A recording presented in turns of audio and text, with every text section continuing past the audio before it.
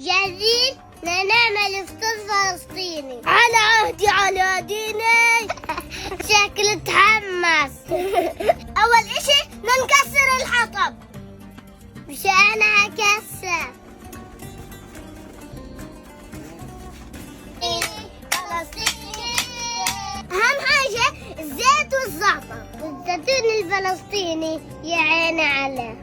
زبدة الفول لعبتي، أنا أدخنها ما حرقتش.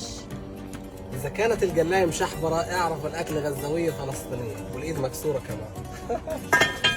تبتية الأفوكادو، راح تحط ليمون على الأفوكادو زي أبو جوليا. والله ضيع هيبتها. إيش بتعمل؟ والله ذكي بالليمون.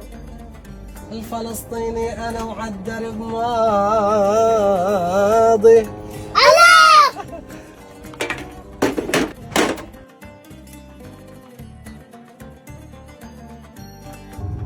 يعني أنا عاتي. هيك فطرنا صار جاهز. تفضلوا. والله مخمخة. أنا من غزة. طول من وين بتتابعوني؟